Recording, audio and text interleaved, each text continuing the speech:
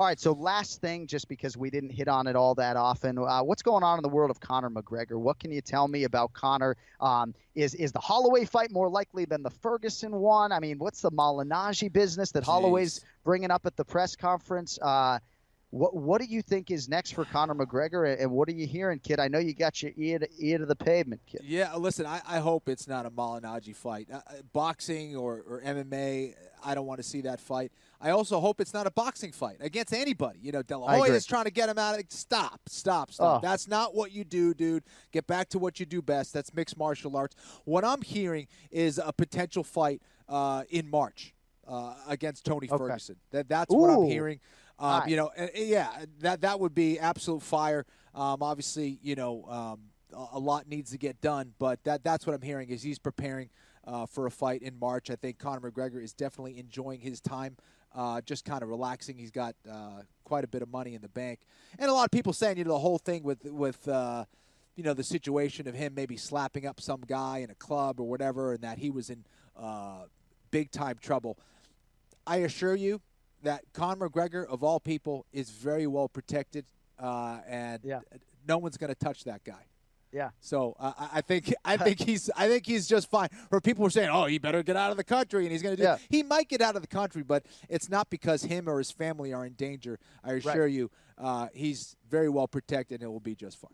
And if Ken Flo can afford a security detail walking from Meraki BJJ to his Porsche, then you can be sure that Conor McGregor it's more than a detail. He's got more than a detail, and I think, he'll be good. Yeah. All right, we did not have time to talk about the Ultimate Fighter finale, and we need to get to the Fresno show. So I just will quickly congratulate the new inaugural UFC Women's Flyweight Champion, Nico Montano. She gets the better of Roxanne Modafferi on the scorecards there. Congrats to the Sugar Show, Sean O'Malley. Big win over Terrion Ware. I like the Ware kid, too, and I thought he showed you a lot of skill and a lot of heart in defeat there. Big win for Gerald Mershart with the body shot. Ryan James with the comeback against Andrew Sanchez. Just absolutely absurd. And last but certainly not least, how about Brett Johns with a 30-second calf slicer to get the jiu-jitsu credentialed Joe Soto out of there. Kenny, I don't know if you saw it. I did. But that cannot be fun. That's a quick tap out of Soto. Rogan was saying that doesn't feel good. I can't imagine it does. It was a cool submission, man. In some cases, when you go for a calf slicer, your own knee could be in danger. We see some people injure their own knee. But either way, yeah, it's like your knee is about to explode. That's the kind of feeling. It's a lot of pain in the back of your calf, almost like it's a consistent leg kick, but your knee just feels like it's just going to blow apart, and not a fun submission to be in. And Joe Soto is very, very sharp on the ground. He's a guy who's known for his submissions and known for his leg submissions particularly. The fact that Johns hit that very slick calf slicer was very impressive. All right, big weekend with the back-to-back shows for the MMA leader. And we spin it forward now because this stretch of 10 live events in 9 weeks' time continues in Fresno, California. Octagon in Fresno for the first time. And Flo is jonesing to make some picks. So, all right, first we're going to recap these standings here. Team Florian led Team Anik 91-85 going into UFC 218. Flo went head-to-head with listener Matty O'Neill. If you recall, they each made 9 selections for UFC 218. And you guys finished tied at 7. You were perfect on the FS1 prelims, Flo, despite sending out a couple losers on Jose Aldo and Justin Gaethje. So Team Florian leads at 98-92 heading into UFC Fresno, and joining us to make picks for this weekend's card, UFC commentator, father, identical twin, John Anik is with us. John, how are you? You know, I'm fucking great today, but I'm not fucking around anymore. It's December, it's crunch time, and all we really need are some opposite plays right now to try to win this thing. So Team Anik going from here on out, it'll either be me, but if I'm calling fights, that's not going to happen. Right. So it's going to be Vegas handicappers the rest of the month with respect to our lovely listener, Sar. Oh, you know what? I promised a listener he could come on for Winnipeg, so we're going to have to figure that out. But I'm picking second, and we're going opposite plays today. I'm making picks for the first time since the 209 bet in March of 2016. So with that said, main card bout, Marlon Moraes, Aljamain Sterling. Moraes stepping in here for Ronnie Yaya. And not all that far removed, Ken Flo, from the split decision win over John Dodson. That was 23 days ago in Norfolk, Virginia. That, of course, followed a split decision loss in his UFC debut to Rafael Assunção in Brazil in June, all of which followed this 13-fight winning streak that got Moraes to the UFC. So here he is, minus 185, as we said. Aljamain Sterling coming back at plus 150. Fourth fight of the year for Sterling. Last 4 fights, though, have gone the distance. Split decision losses to Brian Caraway and Rafael Assunção, followed by dominant unanimous decision nods over Augusto Mendes and Renan Barão. So Ken Flo, Sterling, Moraes, which way you go? Well, listen, I think Sterling definitely has the advantage on the ground. I think if Sterling's able to take this to the ground and do it consistently, Sterling will win this fight, and quite possibly by finish on the mat with a submission. However, Moraes, I think, is just a phenomenal striker who's very well versed and knowledgeable when it comes to distance control, keeping guys on the outside and throwing variety without giving up takedowns.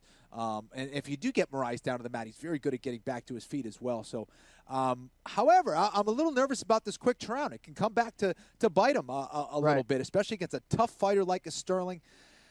This is a tough one for me. I'm a Sterling fan, but I'm going to go with Moraes here. I do believe that this is a very special fighter who will one day be a champion in that division.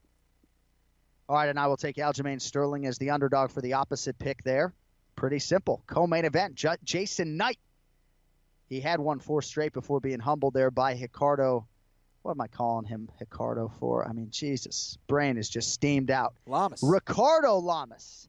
And it was inside a round in July, by the way, as Mississippi Mean goes down. But he returns here against the American Kickboxing Academy rep, Gabriel Mowgli Benitez. He's lost 2 of his last 3. Knight minus 265, Mowgli plus 205. Flo, who will it be? Well, you're in South Florida, which is like Little Brazil. That's why you call him Ricardo. You know, that's right. I can understand that. Yeah. Thank you. In Brazil, he's Ricardo. Well, listen, I think that I think that Jason Knight learned a lot from that fight against Lamas.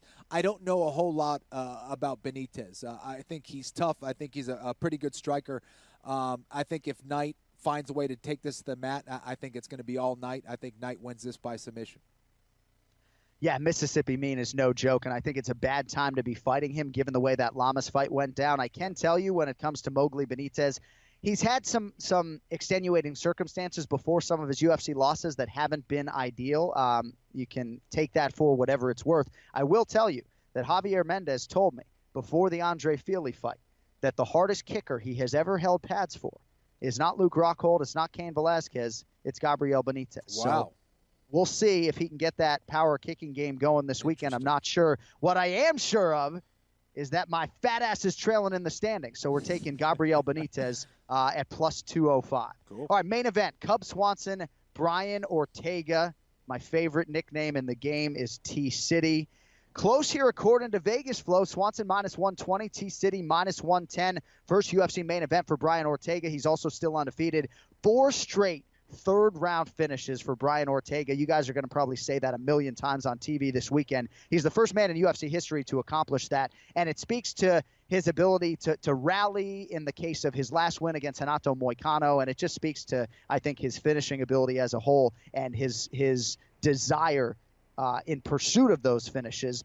He's also beat good competition, Kenny. Thiago Tavares, Diego Brandao, Clay Guida, one of your victims, and, of course, most recently, Renato Moicano. So this is a Brazilian killer here. 3 of those last 4 wins against Brazil.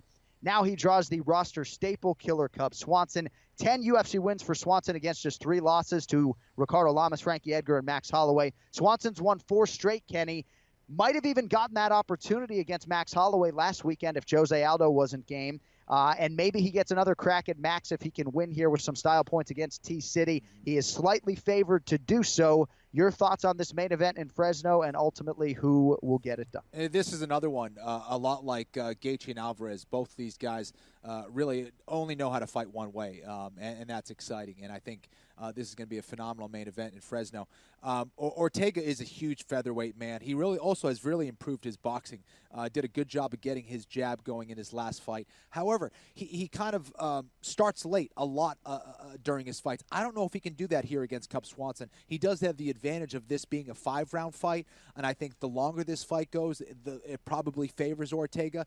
If the fight goes to the mat, Ortega's going to have a huge advantage here. Ortega is just very sharp with his submissions. I could see him submitting Cub Swanson.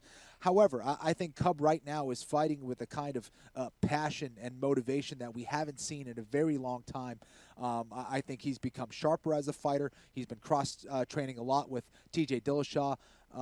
And you see it. I think that he looks a lot better. I think we're going to see some new weapons in his arsenal. I think he's been fighting smarter as well. I'm going to go with Cub Swanson here in this one. I hate going against my buddy Ortega, but Cub Swanson I think is just a little bit better here at this point in their careers.